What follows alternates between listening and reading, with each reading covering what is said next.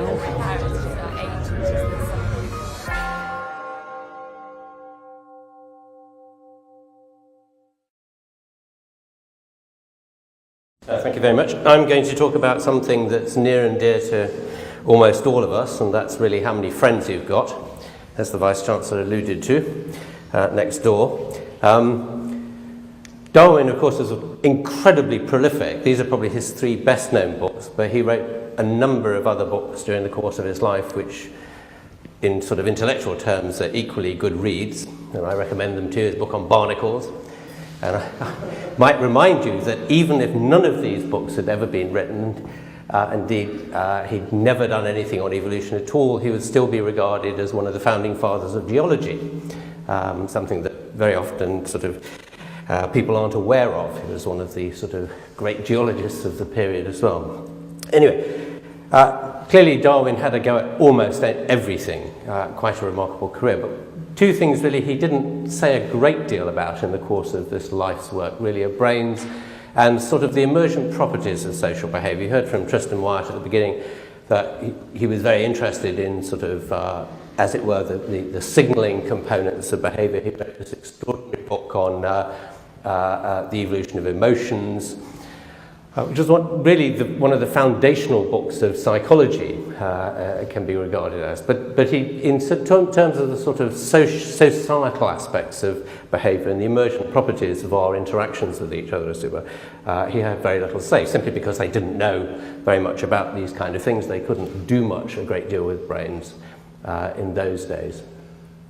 So one of the things I've been interested in is trying to understand how society or social systems emerge in mammals in general, primates in particular, and we drifted into humans it was sort of about 10 or 15 years ago. And it was a consequence of an idea which had been proposed in the late 80s by some colleagues of mine up at St Andrews, now known as the social brain hypothesis, essentially. That one of the reasons primates have such big brains compared to all other species of mammals is that they live in incredibly complex social systems. And it's turned out, in fact, that primate societies do seem to differ from the social systems of most other animals, not all, but most other species, in the sense that they're deeply bonded with each other. In some sense, it's been a surprise to us coming from the animal end of the spectrum that they are kind of qualitatively different in this sense. But one of the sort of core bits of evidence to support the social brain hypothesis was these data here, which we produced now 15 or so years ago, showing that if you take a measure of social complexity like group size for a species and plot it against a measure of brain size, and this is the sort of simple version of the analyses, what you find is that species with big brains tend to live in big social groups. These are sort of species averages. These are apes here.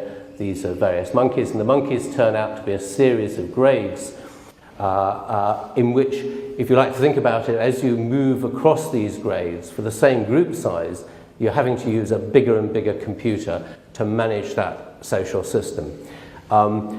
With apes sort of lying out here on the right, suggesting that they kind of live in the most complex social world compared to monkeys and apes, but in relatively small groups compared to some monkeys and apes. Now, this is peculiar to primates and perhaps 1 or 2 other groups of mammals, but it's a very kind of different story in mammals as a whole and birds as a whole. So when you look for this pattern in mammals and birds generally, you don't find it. What you find there is that the species that have the big brains are the ones that live in monogamous mating systems. And there's something about pair-bonded monogamy, particularly lifelong pair-bonded monogamy, the birds show this really nicely, that is deeply complex and deeply challenging in a cognitive sense. They need a big brain to do it. And what primates essentially seem to have done is taken the machinery, the psychological machinery required to support pair-bonded relationships and generalize those to all members of the group and essentially create friendships. And indeed, this whole approach of using cross-species analyses, the so-called comparative method, actually goes back to Darwin. It's the methodology he really developed in great style in his books and used to very great effect. Okay, so if we plug humans into this, We know where humans lie on this relative brain size component, and it's the neocortex, the sort of outer sheet of our brains, that are the critical bit, because that's what's expanded in primates. You get a figure, if you read across from the ape line, a predicted figure of about 150, which is now known thanks to the modern technological age. It's wonderful stuff. As Dunbar's number. This was a consequence of a big debate on Facebook about the number of friends you can have on Facebook. And out of that came the labelling of it, much to my amusement. It turns out that this group size of 150 appears all over the place. I just give you two examples. This was our very first attempt to actually look at it in real life. We did it on Christmas card distribution lists. So this is not the number of cards you send out, but the number of people in the recipient households. And there's a lot of variance in that. Some people are incredibly mean, like me, and don't send Christmas cards and apparently have no friends. And then, as we heard from the Vice-Chancellor, the director of the museum is incredibly social and has a very large number and sits at this end. But there's a strong peak, and the peak and the sort of modal value is very close to about 150. And you can come up with lots and lots of similar examples, and we have looked at this in considerable detail. What's interesting is you find exactly these numbers in the military. All modern military, particularly the armies, are structured around this value of 150. It's the size of the company. And after that, everything is scaled very nicely, and I'll come back and show you why in a minute. So this really appears to be the foundational element of both our personal social world, the number of people you know. And an informal definition of that is kind of all the people, if you bumped into them in the departure lounge at Hong Kong airport at 3 a.m. or something like that, you wouldn't feel embarrassed about going up to them and saying, "Hi, how are you? I haven't seen you for ages." You might have some catching up to do, but you know them. You know where they sit in your social world, and they know where you sit in theirs, as it were. So it seems to be the limit on the number of people we know as persons, that we've got a kind of personal history with. It turns out that the size of that social circle you have is indeed, as in the original social brain hypothesis, even at the individual level, appears to be related to the size of your brain. And we've shown this now with two separate neuroimaging studies, one of which is a sort of gross analysis looking at the large-scale areas, and it turns out that this area here, in particular, the front, the orbital frontal cortex, correlates with the size of your social network, and in a very detailed voxel by voxel based analysis, it's this area up in the orbital frontal cortex comes up. So the sort of relative power of computing, in effect, that you can manage up in this area. This area turns out to be associated with social reward and reward functions in general. And if you blow out those areas, people lose their social skills. One of the things they lose is inhibition. So they act before they think and things like that, and say things which are inappropriate or rude. But it is sort of heavily, although it's not the only bit that's involved, the sort of distributed network of neural components all over the cortex that is involved in this. What seems to be particularly important is the control exercised by this area up here. So quite literally, in some sense, people with big brains have big social networks and are very intensely social. And what's interesting from the evolutionary point of view, of course, is that the brain has evolved from back to front. So here's the back of the brain here, the occipital end. The visual system is sort of dealt with up here. The brain has expanded during the course of primate evolution in particular, and into human evolution, as it were, from back to front. So it's these frontal areas which are particularly well developed in primates, especially so in humans. We have an enormous frontal lobe. The reality for your social world is that actually it looks a bit like this. It turns out from some very complex analyses that we ended up having to do that your world of 150 is actually composed of a series of layers of relationships, which scale very nicely in a kind of a scaling ratio of 5. So each layer is 3. Each layer is 3 times the layer inside it.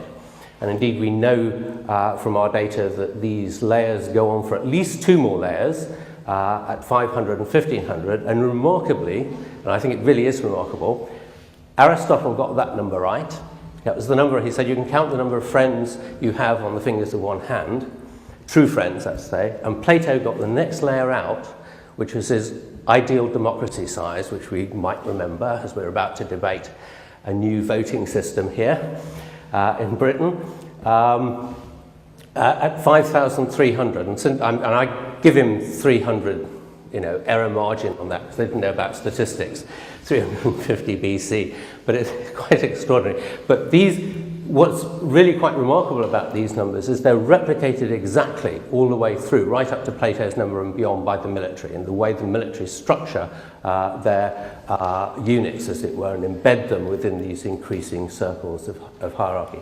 The difference here is these have to, up to this point, you have to maintain those relationships by personal knowledge and personally interacting. So if you look through these layers at the frequencies of interaction or at the emotional closeness that people say they have, you'll find it sort of falling off in these step functions as you go around these edges. But beyond that, we need kind of language and rules and discipline and punishment, as it were, to maintain the structures behind that. Or beyond that, that's the kind of natural limit. We're able to build bigger and bigger units by having these kind of social rules, as it were, that allow us, in much more simplified form, to maintain bigger structures. But those people outside that 150, we don't have personalised relationships with. We know each of these as individuals. It turns out that what's critical, really, is maintaining those relationships by face-to-face interaction. It really is personalised knowledge that you have. And we think from the work we've done now that although things like electronic media are quite good at allowing you to keep a relationship ticking over, in the end, if you don't get together and bang your heads together, that relationship will actually decay. And despite all the claims, and in some sense this is sort of where a lot of this got started, despite all the claims, you don't get more friends on Facebook than you have in the real world. Around February, Facebook did a complete analysis of all 44 million Facebook pages, prompted by our work, to see how many friends people actually had, because obviously some people are claiming 500, 1,000, even 5,000. It turns out that the average is between 120 and 130, so very close to real life. Now, one of the interesting sort of observations we notice, as it were, is that it tends to be girls that have the 120 to 130, so they're keeping their sort of Facebook pages pretty close to their real life things. It's the boys that have the 500s and the 1000s. So just going back to Tristram's talk at the beginning, what we think that probably has to do with is mate advertising. How popular you are. Being popular with other girls turns out to be a very good cue that women use in humans for mate quality, in addition to the smell. It also turns out, one of the things we were interested in is how relationships decline and drop down over these layers. So we just finished last year a long-term 18-month study looking at what happened over long periods of time when people moved away, and because it was tied in with technology, and a lot of this stuff has got tied up with the mobile phone industry now, we've become really very interested in it. Indeed, we're involved in 4 different projects with various computer scientists and mobile phone providers. How technology helps slow down the rate of decline on relationships. Slightly to our surprise, what came out of this is a huge gender effect. So what we've got here, in this study we asked people 2 things at repeated intervals, and this is sort of over 18 months. How often did you do stuff with the people in your network? Go shopping, go to parties, help them move house or what have you, and how often did you contact them and have a chat with them, either on a phone or face to face? And it turns out that, as one might expect, if you do less stuff, if over 18 months you spend less time banging heads together with them or talk to them less often, the quality of the relationship declines over time. So this is a measure of the change in emotional quality of the relationship between month 0 and month 18. If you keep the rate of both doing stuff and talking to them the same, naturally the relationship stays the same. And if you increase the amount of activity or the amount of talking to them, the relationship increases, but it's gender specific. Right? For boys, relationships are maintained by doing stuff together. For girls, by talking.